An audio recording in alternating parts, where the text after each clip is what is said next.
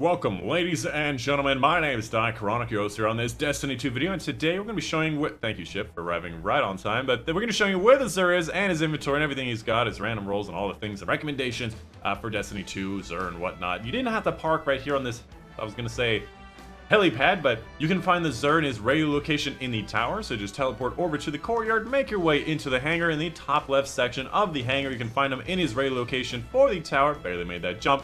Let's go ahead and take a look. This is a high overview of everything that he does have available for today. My opinion, every single item here is not an item I would ever use on purpose. And of course, a pro tip as far as the Xur goes, if you're on your highest level character, which is actually my Hunter, not my Warlock, which I'm on right now, I could pick up 950 exotics for my Warlock and my Titan, even though that they are not near that amount, to give them a bit of a boost in power. So, you have other characters you can buy on your highest level character, some armor pieces, send it over, or just keep it on your account, because it counts anywhere you are, and you give them a bit of a bonus to get that power fast. First and foremost, we have the weapon, the Jade Rabbit, a 150 RPM scout rifle, which is the highest range, lowest fire rate. Its special perk, Fate of All Fools, chaining body shots, give bonus damage to your next precision shot, and return ammo to the magazine, which is basically just like Headseeker, and also has things like Zen Moment, armor piercing rounds, and all that whatnot. It has a catalyst which helps with stability, and that's actually all it does is help with stability. Honestly, I wish that it, made the body shot for more headshot damage better, because right now it kind of sucks. And then lastly, it does have some pretty nice ornaments. That would probably be my favorite thing about this weapon, is that it has a good set of ornaments to it.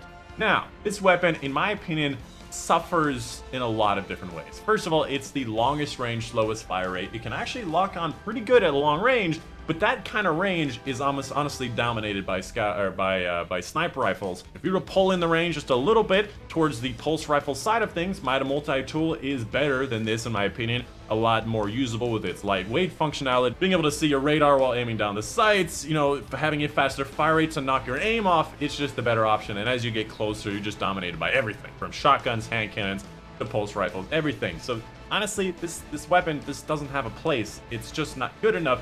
And the bonus that you get for precision damage is the difference between 68 damage headshots and 72 damage headshots. That's 4 damage. That's not going to be the difference of 1 or 2 shots. In any moment of any consideration, it's not going to give you a kill by having extra precision damage, like ever. You're better off getting the precision shot. I honestly think that Bungie, you need to take another look at this weapon, because Catalyst sucks, weapon sucks, its intrinsic perk is not good, and it's also, a regular perk called Headseeker in the game. It doesn't feel like it has any place. And that is the most important part for everything in a game, is to have a place. It may not be the most used, but it needs a place. I might be just a little bit salty because I've been forcing myself to use this weapon a bunch because of the Randy's throwing knife, and I want to get the Catalyst, but I just feel like they're better options. Moving on to the Hunter Exotic, the Mechaneer's Trick Sleeve increases sidearm ready and reload speed, and while you're critically wounded, you swapping to sidearms increases its damage. My opinion, getting more damage and swapping fast to a sidearm is this kind of dynamic that is useful in something like Call of Duty, because swapping faster, swapping is faster than reloading, but enemies in this game have way more health than this is useful for, and honestly, you're just better off with a shotgun. If you're swapping to something at close range, you're better off with a shotgun instead of a sidearm, and having a special plus a primary ammo is always something useful to have. So this exotic doesn't have a place because it doesn't do enough, but hey, sidearms got buffed recently. I may not know all of what's going on. As far as the roll goes, having a high recovery is really nice to have. Again, the 15 to 20 range is the highest you can have, and that's really nice to see.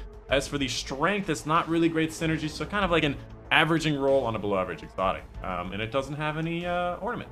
Moving on to the Warlock exotic, we have the Stag, a returning Destiny 1 exotic with some new stuff in Destiny 2. Came out with Curse of Osiris. Its special perk grants Rift Energy when you're critically wounded, which, by the way, is actually pretty good. You get it in a few seconds, and on your death, you create a healing rift on your corpse, making it so your teammates can revive you once you die, make that whole interaction a little bit easier. Now, here's the issue. There's a lot of other Rift exotics for Warlocks that are a lot better to use. Rift exotics that give you your rifts faster, give you better kind of rifts, Sanguine Alchemy gives you better rifts, Lunafaction gives you better rifts, which is, my opinion, by the way, the best rift perk, or best rift exotic is still Lunafaction, because you still need it for the best DPSs on all of the boss phases. As far as the rolls go, giving a good recovery is very important, because your rift healing is actually dependent on your recovery, so it's good to have a high recovery. A secondary in intellect, although I would like to see it in the 15 to 20 range.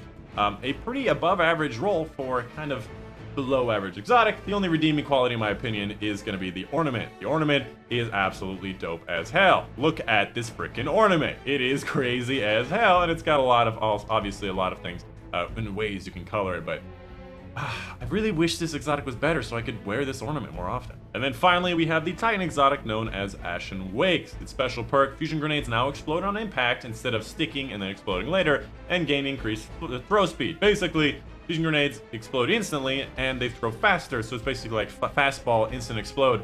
The issue here is that fusion grenades don't one-shot in the Crucible. So if they did one-shot in the Crucible, this would actually be something of good use, but right now, having a Halo Fire to make it so you get your grenades twice as fast and then with your super 4 times as fast is way more useful than this could ever be, and it doesn't have a place in my opinion. Again, every exotic, every weapon has to have a place, and if I would rather use something else in every circumstance, it's a failed item. That being said, hey, if you like tossing fusion grenades and you want them to explode instantly, I guess, but anyways. As far as the roll goes, good on Discipline, which is a great synergy with the actual exotic intrinsic perk. Good recovery and a little bit more on resilience is something nice to have. Above average roll for a very below average exotic with no ornaments to speak of. Outside of that, make sure you're picking up your 5 of swords for higher scoring nightfall. Something I will note is you can no longer apply heavyweight, grenadier, or brawler in your nightfalls, which actually really kind of sucks because it's something that I really do enjoy doing.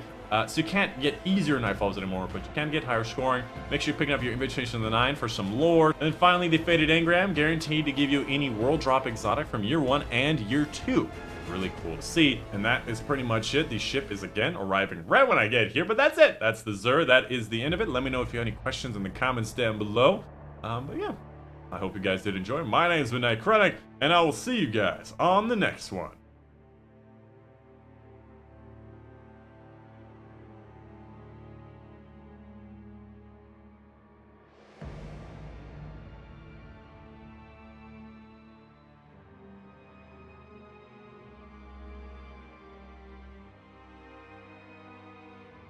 Yay!